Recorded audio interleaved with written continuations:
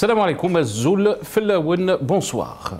Dans une décision aux répercussions diplomatiques et économiques non négligeables, la Commission européenne a annoncé l'ajout de l'Algérie à sa liste noire des pays jugés à haut risque en matière de blanchiment d'argent.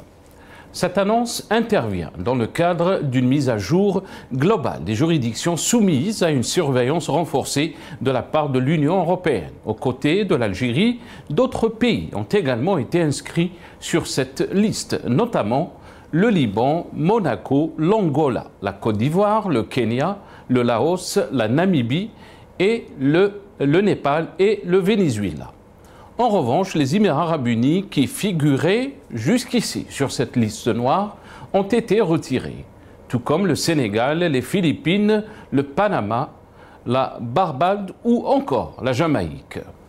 Cette révision fait suite aux recommandations du groupe d'action financière GAFI, une organisation intergouvernementale basée à Paris et chargée de veiller à l'efficacité des systèmes de lutte contre le blanchiment et le financement du terrorisme à l'échelle mondiale. Le GAFI avait déjà classé l'Algérie dans sa liste grise, soulignant des faiblesses structurelles dans la surveillance financière et la mise en œuvre des réformes.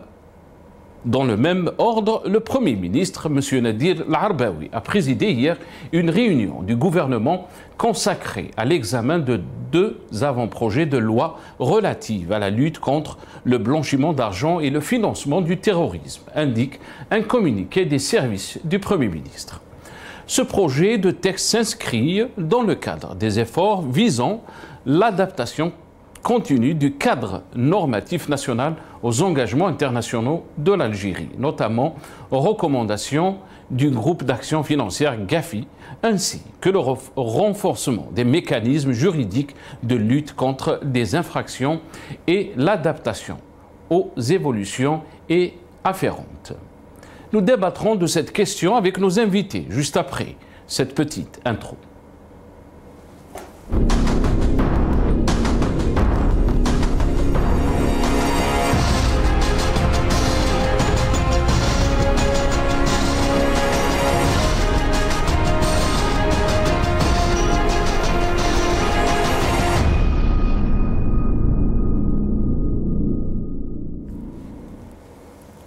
Blanchiment d'argent, l'Algérie sur la liste noire de l'Union européenne.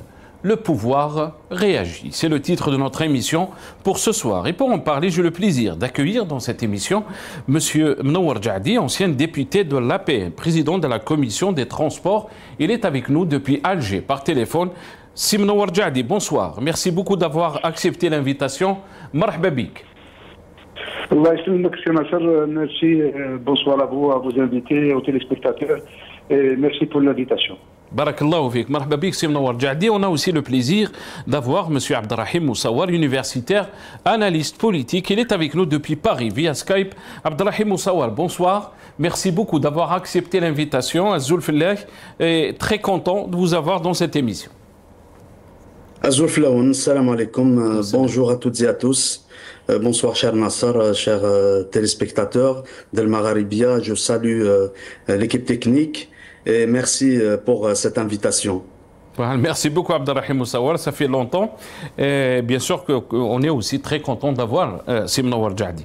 Donc on va revenir bien sûr sur cette décision de l'Union européenne donc d'ajouter l'Algérie à sa liste noire concernant donc le blanchiment d'argent, mais aussi la réaction de l'Algérie, puisqu'on parle aussi d'avant-projet concernant donc la lutte contre le blanchiment d'argent et le financement du terrorisme.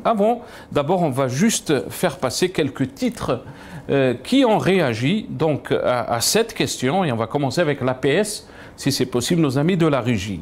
Et là, l'APS donc a titré l'APS, si c'est possible. On va revenir si les journaux ne sont pas prêts avec nos amis de la régie. Voilà. L'APS, réunion du gouvernement, examen d'avant-projet de loi et présentation d'exposés relatifs à plusieurs secteurs. Observe Algérie, blanchiment d'argent, comment l'Algérie compte répondre à l'Union européenne? TSA, l'Algérie sur la liste noire de l'Union européenne, posture technocratique ou volonté de pression? Une question qui est très importante aussi, qui a été posée par TSA, puisque une certaine presse algérienne a réagi, disant que c'est une, si on peut dire, ce classement ou cette liste noire est purement une question politique. On va revenir sur cette question, bien sûr. Et on va terminer avec Observe Algérie. Observe Algérie qui titre donc pourquoi blanchiment d'argent, pourquoi l'Union européenne cible l'Algérie? A titré donc Observe Algérie avec un point d'interrogation. Blanchiment d'argent, pourquoi l'Union européenne cible l'Algérie? Et bien sûr, on va juste revenir sur ces images. Soundbite One nous a mis de la régie. Réunion du gouvernement donc qui s'est tenue hier avec M. Nadir El-Arbaoui. On regarde ces images. Le Premier ministre Nadir El-Arbaoui a présidé ce mercredi une réunion du gouvernement consacrée à l'examen d'un avant-projet de loi relative à la prévention et la lutte contre le blanchiment d'argent et le financement du terrorisme dans le cadre des efforts visant l'adaptation continue du cadre normatif national aux engagements internationaux de l'Algérie. Voilà, donc, mais aussi, dans notre question ce soir, c'est aussi comment elle a réagi, une certaine presse, on va dire, une certaine presse, après donc le rajout de l'Algérie sur la liste noire de l'Union européenne concernant donc le blanchiment de l'argent. On va regarder cette petite vidéo avec des titres, donc dans cette petite vidéo, des titres qui sont en arabe aussi. On regarde. صحيفة الخبر. الاتحاد الأوروبي ينخرط في حملة التشويه. أدرج الجزائر في القائمة السوداء لمكافحة تبييض الأموال. جريدة العرب. الجزائر تتهم فرنسا ضمنيا بالوقوف خلف قرار الإدراج في اللائحة السوداء. تجاهل الجهود الحكومية المبذولة يثير شكوك الجزائريين. Dans un communiqué mardi, le gouvernement monégasque a pris acte de cette mise à jour attendue qui conduirait au placement de Monaco sur la liste de l'Union européenne. La principauté a aussi souligné sa détermination à mettre en place des mesures pour sortir de la liste grise du GAFI. Le gouvernement monégasque tient à réaffirmer l'engagement permanent des services et autorités concernées par la mise en place des actions convenues avec le GAFI, a-t-il ajouté sur X. Voilà, donc, et bien sûr, je vais commencer avec Mnawar Djahdi qui est à Alger. Si Mnawar Djahdi, on en a fait donc une émission ensemble quand la décision est sortie. Donc, l'Algérie a été rajoutée à cette liste noire concernant donc le blanchiment d'argent. Comment vous trouvez donc la réaction de l'Algérie, puisqu'on nous dit aussi que donc le gouvernement à sa tête donc Monsieur Nadir El-Arbaoui ont tenu hier donc une réunion gouvernementale consacrée à l'examen de 2 avant-projets de loi relatifs à la lutte contre le blanchiment d'argent et le financement du terrorisme. Alors qu'une certaine presse algérienne, Mnawar Djahdi, juste à la sortie donc de la décision du rajout de l'Algérie, a réagi, limite de dire que c'est un complot contre l'Algérie. Mnawar Djahdi. Merci, Nasser. Je passe le bonjour à votre invité de Paris. Je le salue par la même occasion. J'ai remarqué que dans cette affaire-là, lorsqu'il s'agit de Monaco, on a évoqué que la Commission européenne a ajouté sur la liste. Ils n'ont pas spécifié noir ou grise ou blanche. Maintenant, lorsqu'ils ont parlé de l'Algérie, la Commission européenne a ajouté sur la liste noire de l'Union européenne. Moi, ce que je dis, et avec preuve à l'appui que cette liste noire n'existe pas. Il y a une liste noire effectivement de l'Union européenne qui contrôle avec rigueur toutes les transactions avec 3 pays. Il y a la Birmanie, il y a l'Iran, il y a l'Iran, la Birmanie, et il y a un troisième pays, il y a que la Corée du Nord. Il y a la Corée du Nord, l'Iran et la Birmanie qui sont effectivement depuis longtemps sur ce qu'on appelle la liste noire. Par contre, l'Algérie, elle n'est pas dans cette liste. Certains spécialistes parlaient, étant donné que la Commission européenne elle a spécifié qu'elle s'est inspirée de la liste du GAFI, du groupe de l'action financière. Et l'Algérie figurait effectivement sur cette liste. Ça, c'est d'un. Et de deux, c'est-à-dire, je dis que c'est vraiment politique. Les recommandations du GAFI de 2022, il y avait 73 recommandations. Sur les 73 recommandations, l'Algérie a pris en charge, il n'en reste que 13 depuis 2024. Et en octobre 2024, justement, le GAFI a salué les efforts considérables mis par l'Algérie pour être au même diapason et bannir toutes les recommandations de ce groupe de l'action financière.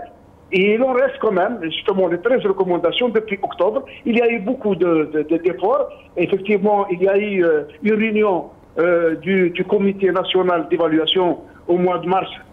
Ils ont établi une stratégie qui va être déposée, je dirais, fin juin, début juillet au GAFI, à Paris, pour étudier et donner son aval, pour mettre en œuvre cette stratégie de 2025-2027. Ou 2024-2026. Et il y a une réunion récemment du mois de juin, effectivement, pour modifier encore une fois la loi 0501 pour justement mettre au même diapason et pour justement réduire les recommandations et bannir les recommandations du groupe GAFI. Ça, troisième remarque, si vous permettez.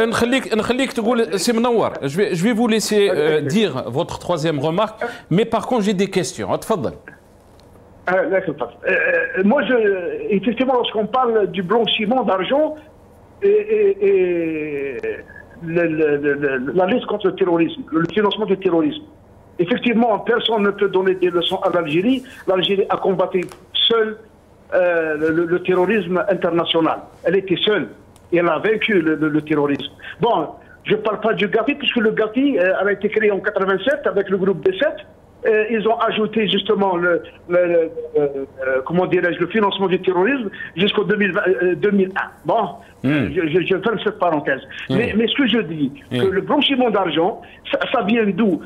Ça vient de l'argent sale.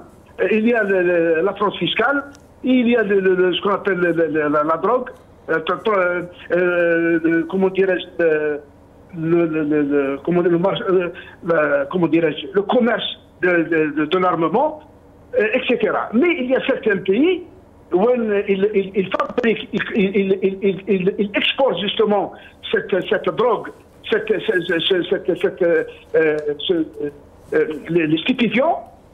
Je parle de certains pays de l'Amérique latine, par exemple la Colombie, il y a le Mexique, il y a le Maroc. Très bien. Ils ne figurent pas sur cette liste. Pourquoi ne pas être de mesure? Ça, c'est... Comme ça, on va essayer d'être équitable par rapport donc, au partage du temps entre vous, Simona Ouarjahdi, et M. Abdelrahim Moussawa. La question, d'abord très rapidement, Simona Ouarjahdi, parce que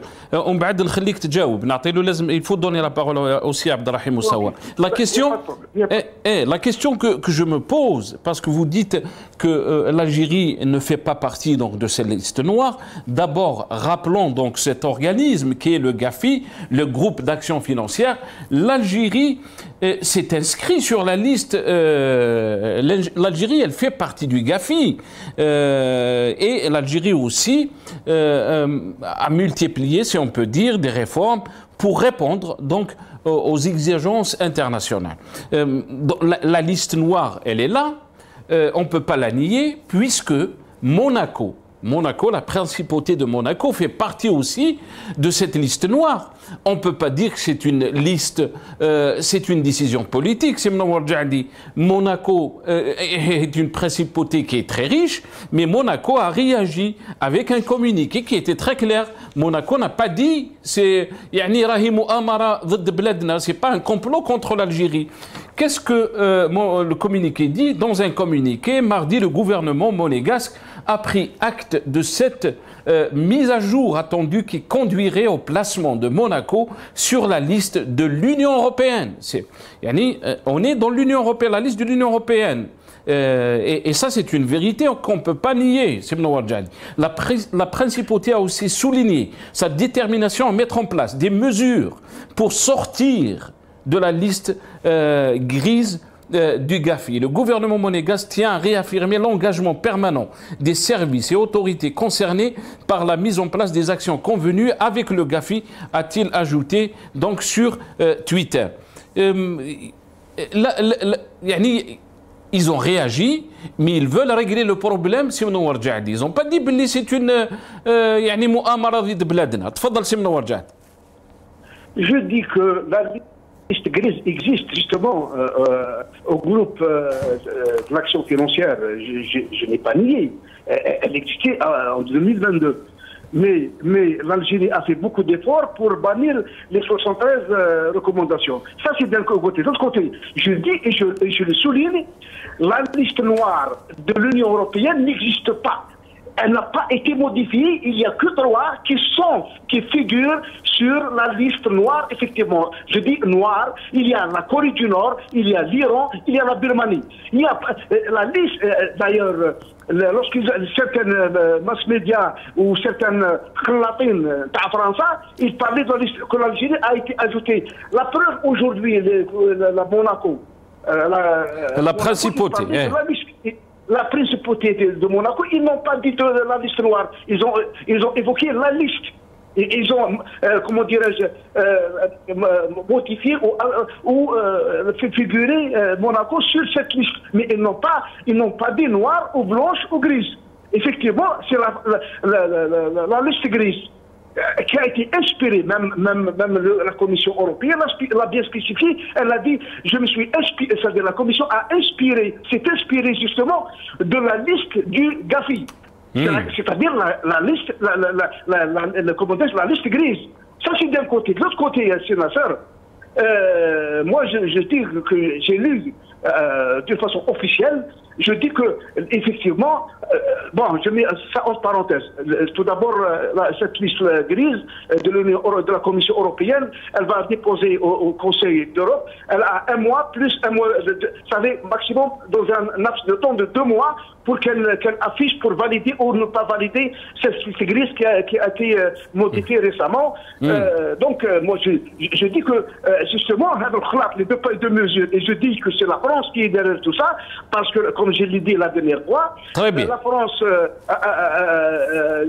comment dirais-je, elle avait, d'après elle, elle a des atouts pour mettre pression à l'Algérie, mais en fin de compte, il n'y a aucune. Elle va trouver cet échappatoire, la liste noire, la liste grise de GAFI et de la Commission et du Conseil de l'Europe. Très bien, restez avec nous, c'est Menouar Djahdi. Abdelrahim Moussawar, désolé, peut-être on a tardé pour vous donner la parole aussi, mais Abdelrahim, qu'est-ce que vous en pensez des paroles de Menouar Djahdi qui dit que l'Algérie n'est pas sur la liste noire de l'Union européenne, donc concernant le blanchiment d'argent? D'abord, avant de vous donner la parole, on va regarder ce petit reportage concernant donc l'ajout de l'Algérie sur la liste noire de l'Union européenne. L'Union européenne inscrit l'Algérie sur la liste noire du blanchiment d'argent et du financement du terrorisme Bruxelles. la Commission européenne a annoncé, le 10 juin 2025, une mise à jour de sa liste des pays à haut risque en matière de blanchiment d'argent et de financement du terrorisme. L'Algérie a été ajoutée à cette liste aux côtés de 9 autres pays, dont le Liban, l'Angola, le Kenya et le Laos. Cette décision s'inscrit dans le cadre des efforts de l'Union européenne pour protéger son système financier contre les menaces liées aux flux financiers internationaux. Elle oblige les institutions financières européennes à appliquer des mesures de vigilance renforcées lors de transactions impliquant des entités ou des clients algériens.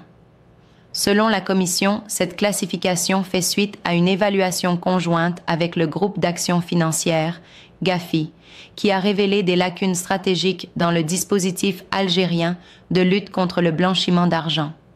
Bien que l'Algérie se soit engagée à réformer son système, les progrès réalisés sont jugés insuffisants par Bruxelles.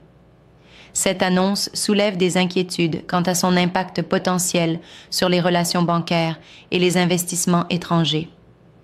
Des observateurs algériens estiment toutefois que le pays a entamé, depuis 2022, plusieurs réformes importantes et que cette décision pourrait être influencée par des considérations géopolitiques. La décision entrera en vigueur à l'issue d'une période de révision de 30 jours, extensible, sauf opposition du Parlement européen ou du Conseil de l'Union. Voilà. Abdelrahim Moussaour. Alors, je voudrais dans un premier temps saluer de mon côté un autre compatriote, Monsieur Jadi. Ce que je voudrais dire, c'est que ma réaction sera tellement large et tellement précise que certainement elle ne plairait ni à ceux qui défendent le système algérien bec et ongle, ni à ceux qui, en s'opposant au système algérien, sont capables de piétiner le rattachement même à cette Algérie, c'est-à-dire à notre cher pays. On a vu des épisodes récemment d'opposition, d'une certaine opposition qui est même capable de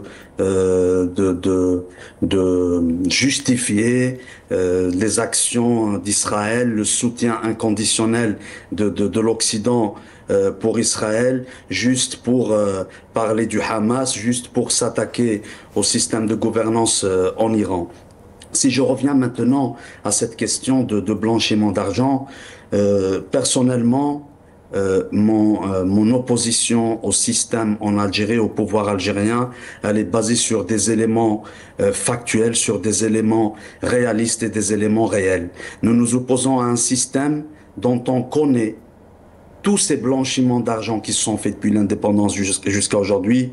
Nous nous opposons à un système qui a des accointances avec des régimes, même des sociétés, des multinationales étrangères. Les Algériens, combien de scandales financiers, combien de scandales de corruption, combien de scandales par-ci, par-là qui mettent en jeu des milliards et des milliards de dollars en Algérie sans que aucune mesure judiciaire ne soit faite sérieusement. En fait, l'Union européenne ou le GAFI, en fait, ils croient avoir inventé l'eau chaude. Mais en réalité, la corruption et le blanchiment d'argent font partie des constantes du système qui nous gouverne en Algérie. Par contre, je pense que l'Union européenne ou le GAFI a oublié des épisodes, des périodes où le blanchiment d'argent en Algérie a atteint son pic, notamment, je parlerai pas d'Abdelmajid Tebboune parce que c'est la continuité d'un système qui nous gouverne, la continuité du système de Bouteflika. Pendant la période Bouteflika, bien avant, dans les années 90, quand il y a eu pillage des richesses de l'Algérie et l'investissement de cet argent sale en Europe, à Paris, en Occident, mais aussi aux Émirats, ce qui est étonnant aujourd'hui, c'est de voir que les Émirats arabes unis ont été enlevés de cette liste, dite la liste noire, mais rappelons aussi que s'il y a un pays qui a coopéré, qui a travaillé le plus dans une dimension de blanchiment d'argent, création d'entreprises algériennes établies aux Émirats pour blanchir de l'argent des Algériennes et des Algériens, c'est bien l'Algérie. Donc la coopération avec les Émirats arabes unis a toujours existé. Le blanchiment d'argent en Algérie, ça a toujours été l'une des œuvres artistiques du pouvoir en place. Je voudrais dire aujourd'hui, mon frère Nasser, si tu me permets, c'est qu'à l'heure où on parle de blanchiment d'argent en Algérie, il se passe quelque chose de terrible dans l'histoire de l'humanité. Il se passe quelque chose de terrible au Moyen-Orient. C'est que nos frères palestiniens, nos frères à Gaza, nos frères et sœurs, sont en train d'être dépossédés de leurs terres. Ils sont en train de se faire génocider, de se faire massacrer pour satisfaire un impérialisme global, un impérialisme des États-Unis et des États de l'Europe, et qui se met sur le terrain à travers cette guerre menée par l'État terroriste d'Israël. Que l'on le veuille ou pas, l'Union européenne comporte des pays qui ont coopéré avec Daesh. L'Union européenne a acheté du pétrole à Daesh, mais est-ce qu'on a cité ces pays concernés sur cette liste noire? L'Union européenne, elle est en train d'envoyer des armes de destruction, des armes d'assassinat pour exterminer une population en Palestine, à Gaza. Est-ce qu'on a parlé de ce blanchiment? Des pays européens comme la France, d'ailleurs je vous parle à partir de Paris, la France a donné des Jérôme Cahuzac, a donné des Patrick Balkany, la France a donné des Nicolas Sarkozy.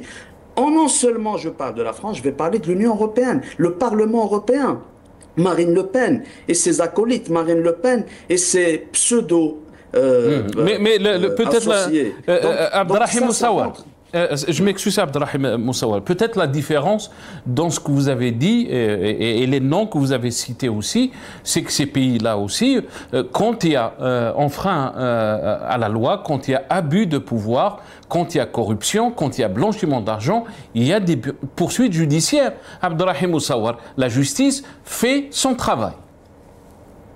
Je ne dis pas le contraire. Heureusement d'ailleurs. Heureusement que les autorités judiciaires vont être saisis au moment opportun, mais moi je parle d'un cadre politique, du cadre de ceux qui vendent l'idée de la transparence, qui vendent l'idée de la démocratie, sans oublier l'actuel président, qui, je suis sûr et certain qu'après son mandat, à partir de 2028, il passera devant les tribunaux. Et comme tu le dis, mon frère Nasser, heureusement qu'ils vont passer devant les tribunaux. Mais ce que j'ai à dire aujourd'hui, ça rejoint aussi cette dimension politique. La dimension politique dans la mesure où le parallèle que j'ai fait tout à l'heure avec ce qui se passe actuellement en Palestine, à Gaza, et même ces attaques menées par l'État d'Israël contre l'Iran. Donc ce parallèle que j'ai fait, c'est pour montrer une chose, c'est que aujourd'hui, il est indispensable de rappeler, non pas de tourner le dos à ce que nous faisons en tant que militants contre un système totalitaire en Algérie, c'est de rappeler que le blanchiment d'argent n'a pas été découvert en 2025, sans oublier de dire aussi que nous sommes face à un système qui continue de réprimer, qui continue d'emprisonner toute voix discordante en Algérie. Nous sommes face à un système qui refuse tout débat public, tout débat politique sur les intérêts politiques, les intérêts économiques, sociaux qui devraient être menés en Algérie, notamment dans ces moments les plus difficiles. Là, je peux dire aussi que si l'Algérie aujourd'hui elle a été mise sur la liste, ce n'est pas pour dédouaner le système qui nous gouverne, mais le temps il n'est pas favorable à notre pays. Pourquoi? Parce qu'au moment où il est pointé du doigt par une extrême droite en France, par un ministre de l'Intérieur en France, on essaye de tout faire déjà pour discréditer la communauté algérienne établie en France, mais aussi s'attaquer à l'Algérie à travers un système avec qui nous ne partageons un iota de légitimité. Très très bien. Merci beaucoup Abdelrahim. Restez avec nous.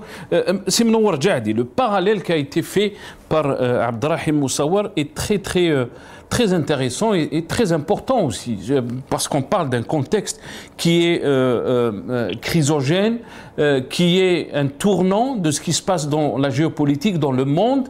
Et lui aussi, dans son analyse, Abdelrahim Moussawar, si on se retrouve aujourd'hui en tant que pays sur la liste noire de blanchiment d'argent, c'est qu'il y a un problème dans la gestion de notre pays, parce que la question de la gestion du pays dépasse cette question de blanchiment d'argent.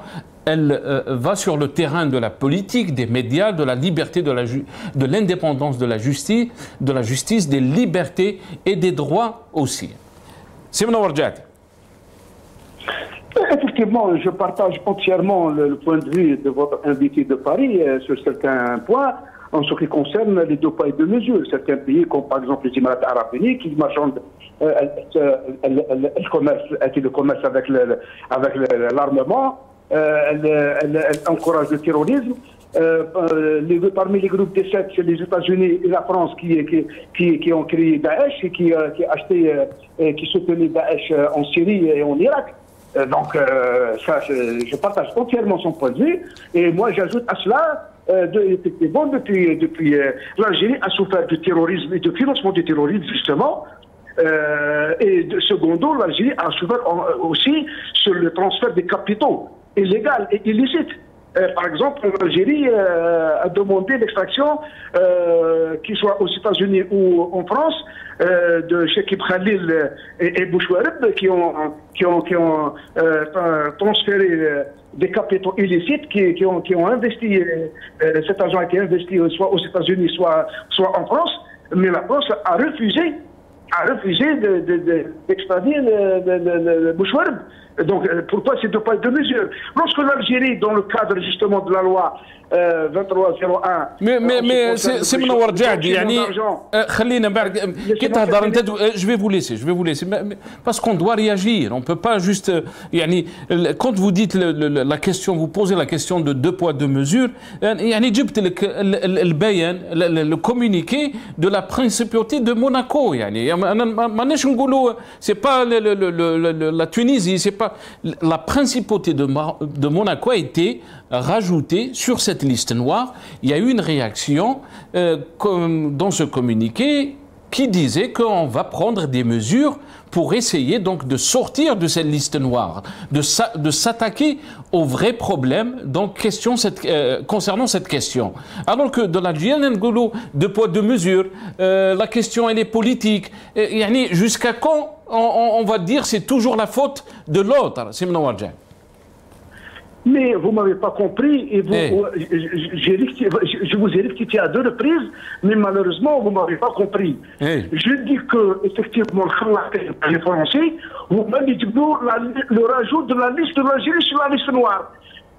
Mais cette liste noire n'existe pas. Il y a que 3 pays qui existent sur la liste noire de l'Union européenne, qui sont la Birmanie, l'Iran et l'Afrique du Nord. Lorsqu'on évoque le nom de Monaco, on parle de liste. Et on s'arrête. La liste noire du Gafi. Laissez-moi terminer. Et justement, malgré que l'Union européenne a ajouté la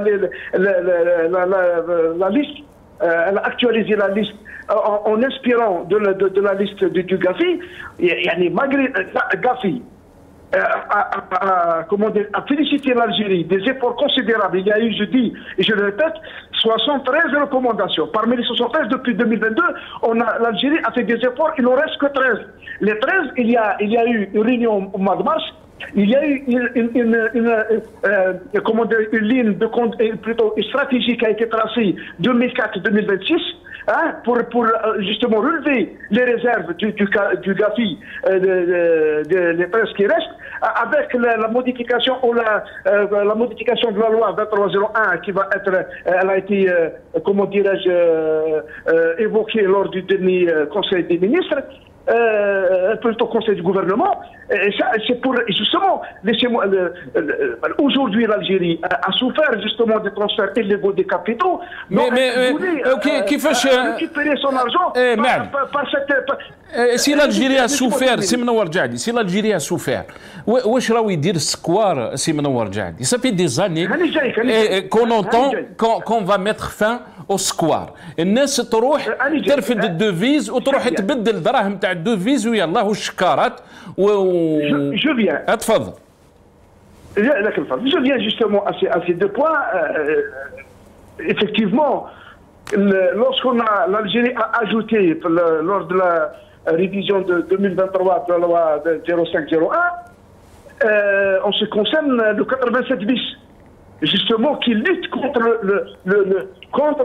le financement du terrorisme. Ces pays-là, les Occidentaux et à leur tête la France, et certaines personnes, سمحهم الله même نتاعنا يقول لك باللي c'est une restriction de la liberté d'expression.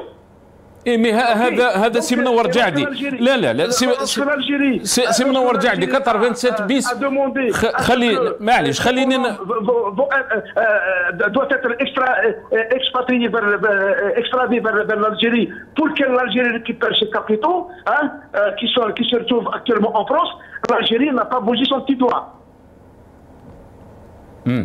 Ok. Allô, donc je dis, l'Algérie est en train justement, en ce qui concerne le square, en ce qui concerne la masse effectivement pour lutter contre le blanchiment d'argent et contre le financement du terrorisme, il y a tout d'abord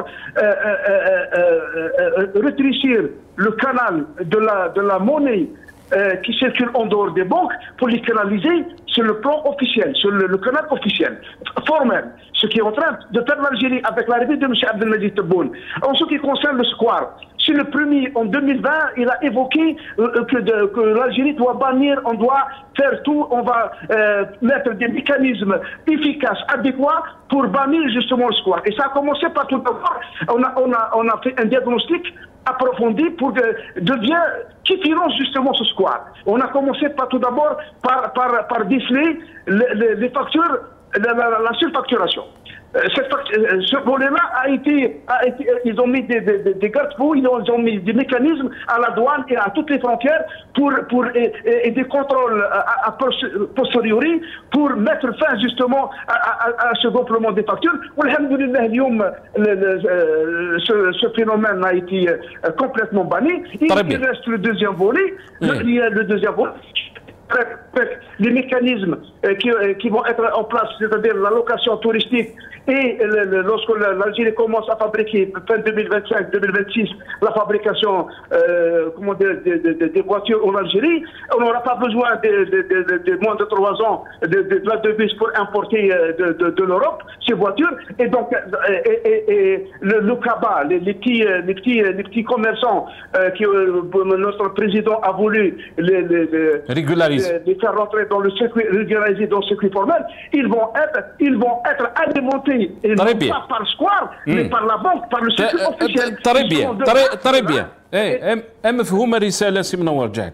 يعني c'est très clair ce que vous êtes en train de dire, mais par contre je vais revenir, c'est ce que vous avez dit sur يعني vous avez parlé de 87 bis وهذا normalement c'est pour يعني lutter contre le terrorisme. Malheureusement beaucoup d'organisations dans يعني les Nations Unies, la commission ou le Conseil des droits de l'homme des Nations Unies يعني a parlé de cet article, a dénoncé l'utilisation de cet article contre les militants des droits de l'homme, contre les militants politiques. Abdelrahim Moussaoua, l'Algérie est en train de faire des efforts concernant donc le blanchiment de l'argent, concernant donc la lutte contre le terrorisme. On a entendu les exemples qui ont été donnés par Simnouar Djaldi. Votre réaction? La question du terrorisme, notamment dans les années 90, vous savez, moi je fais partie d'une génération qui a vécu son enfance dans les années 90. Mais les analyses, avec le temps, ce que nous analysons, ce que nous voyons, c'est que dire aujourd'hui que l'Algérie, le système algérien, a combattu le terrorisme mondial tout seul, sans revenir à la réalité de ce qui a été fait dans les années 90, c'est-à-dire une simple guerre menée par un système avec ses acolytes contre le peuple. Ça veut dire un système qui a toujours essayé de bipolariser la société, de créer des courants les uns contre les autres, au point d'armer, au point d'éviter tout message, tout discours apaisant, au point d'emprisonner celles et ceux qui appelaient à l'apaisement, qui appelaient au débat politique, ceux qui appelaient au respect d'un processus électoral. Je pense que ce serait quand même, ça relève un peu de la naïveté politique. Mais aussi, Abdelrahim Moussawar, je m'excuse, Abdelrahim Moussawar aussi, il y a ceux qui vous diront que aussi les membres de sécurité, les policiers, aussi ont souffert du terrorisme, Abdelrahim Moussawar. Justement, quand je dis que le système et ses acolytes, je parle d'un système qui a créé de faux partis, qui a créé d'une fausse presse, qui a créé au sein même des institutions de l'État des entités qui obéissent à des ordres de division, d'assassinat et de terrorisme, à un ordre de paupérisation d'un côté, mais surtout de faire rentrer l'Algérie dans une démarche, dans une guerre civile. Heureusement d'ailleurs, jusqu'à aujourd'hui, mon frère Nassar, dans les institutions de l'État, dans des institutions de sécurité, dans les administrations publiques, il y a des dignes enfants d'Algériennes et d'Algériens qui disent basta, qui disent wirrana rehin, qui d'ailleurs ont fait que l'Algérie peut-être n'a pas atteint un certain degré, comme c'est le cas en Libye, en Syrie, etc.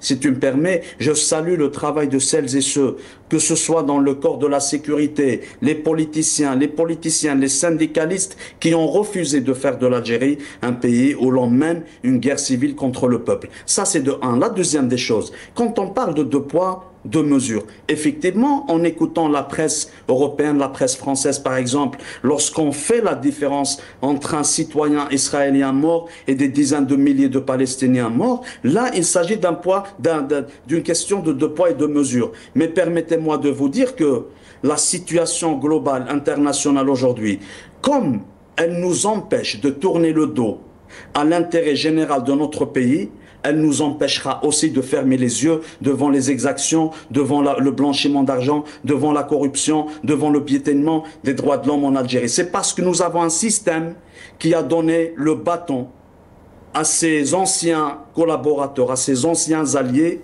pour lui taper dessus aujourd'hui.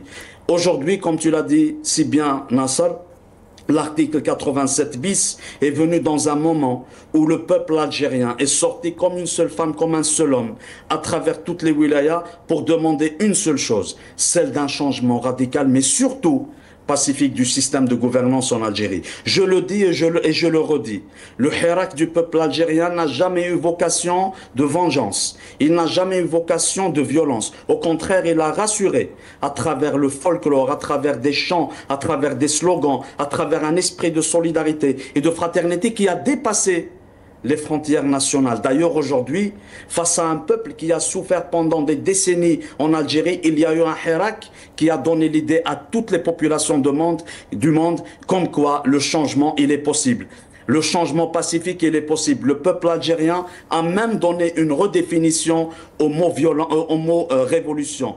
Le mot révolution avec le peuple algérien qui peut se faire aujourd'hui à travers le pacifisme, à travers le sourire, tout en faisant main dans la main et continuer dans le débat politique. Mais nous avons un système en face qui est capable de prendre en charge, plutôt de prendre en otage, qui est capable d'instrumentaliser la question épineuse, régionale ou internationale, rien que pour asseoir son pouvoir en Algérie. L'appel que nous faisons aujourd'hui au système qui nous gouverne en Algérie, regardez autour de notre pays, regardez sur le plan régional et international comment les systèmes qui tournent le dos à la volonté de leur peuple, comment les systèmes qui piétinent les droits humains de leur peuple, comment ils sont pointés du doigt aujourd'hui. Nous continuerons toujours de dire à ce système: Revenez à la réalité, écoutez ce peuple des miracles, ce peuple qui a toujours su défendre son pays dans les moments les plus difficiles en Algérie,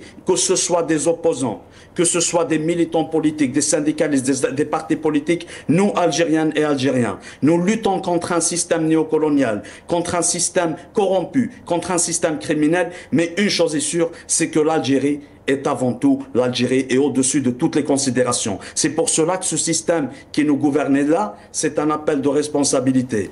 Doit se ressaisir, doit regarder la réalité en face. Ni les alliances de hasard, ni les alliances faites par-ci et par-là, ni les discours belliqueux, ni les discours de mensonges, ni le mensonge d'État ne font nourrir la construction d'un État de droit. La construction d'un État de droit pour protéger notre pays à l'intérieur et à l'extérieur, c'est de revenir à la voix du peuple. C'est de revenir à l'ouverture du champ politique et médiatique. Or, aujourd'hui, je parle sur le Magharibia. Ça me permet de temps en temps de m'exprimer sur cette chaîne qui nous donne la parole.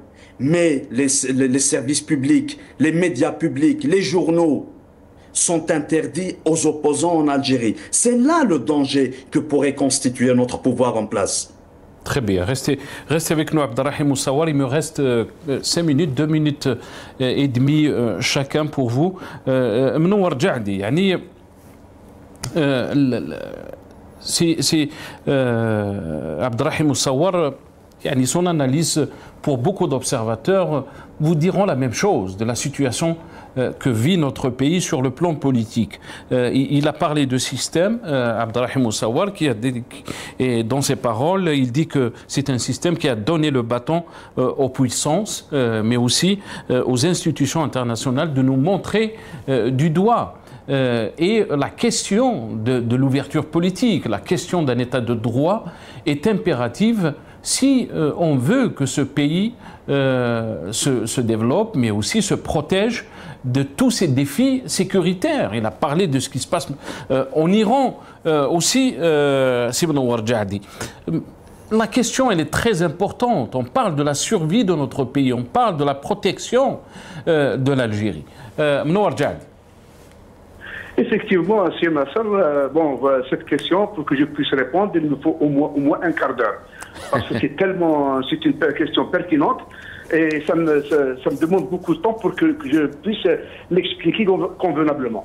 Je dis, on se compare avec, M. Nassar, l'Europe, les pays européens ne représentent absolument rien du tout si il n'y a eu pas de colonialisme, soit sur le continent asiatique ou sur le continent africain et arabe, surtout le pays du Golfe. Si l'Europe est dépourvue de matières premières, et sans matières premières, l'Europe ne peut pas se développer. Justement, pour s'accaparer de la richesse de ces pays-là, africains, certains pays asiatiques et les pays du Golfe à l'époque, c'est pour justement, en créant les slogans de la démocratie, la liberté d'expression et la liberté de la presse. Et s'il y a quelqu'un aujourd'hui, avec sa clairvoyance, avec son expérience, c'est Abdelmajid Tebboune depuis 2019. Et si on revient en arrière en 89, 90, 91, avec l'ouverture anarchique de la démocratie, chaque jour il y a nous avons 500 000, notre assemblée, comment dirais-je, c'était 500 000, 100 000, 1 million. Le FMI était derrière nous, la Banque mondiale derrière nous, l'effondrement de l'économie algérienne, le pouvoir d'achat s'est dégringolé à néant.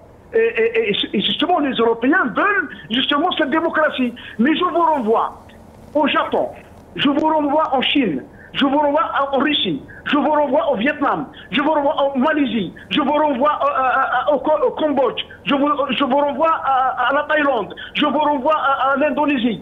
Tous ces pays-là ont une démocratie limitée. Lorsque ça touche, il y a la démocratie, comme en Algérie, elle est limitée, elle est, comment dirais-je, évoquée dans la Constitution comme la nôtre, mais il y a toujours, lorsqu'on touche à la souveraineté nationale, lorsqu'on touche à la sécurité de l'État, il n'y aura plus de démocratie, il n'y aura plus de liberté d'expression. Et justement, il faut qu'on fasse une différence entre l'anarchie, la démocratie et les pays européens. Ils ont évoqué ces slogans. L'anarchie, quand vous parlez de l'anarchie. La démocratie au nom de la liberté d'expression, et pour qu'on reste entre nous, il y a comment dirais-je,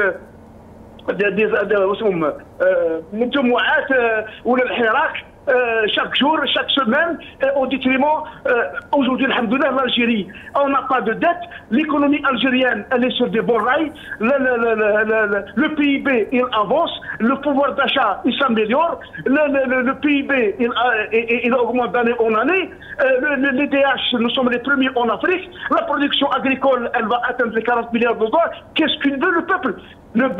Très bien. خلينا نطرحوا السؤال هذا. نعم. Il s'habille bien, il mange bien. Restez avec nous, سي منور parce que ما عندناش الوقت سي منور. La question que vous avez posée, on va la poser à Abderrahim Moussouar. Qu'est-ce qu'il veut le peuple?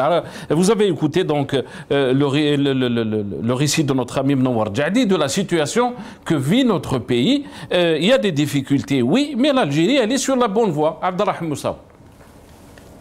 Ça a toujours été les propos et les mots qui sont utilisés par ce système qui nous gouverne. Le peuple algérien, dans ses différentes tranches de la société, étudiants, salariés, chômeurs, veut vivre dans la paix, il veut vivre dans la dignité.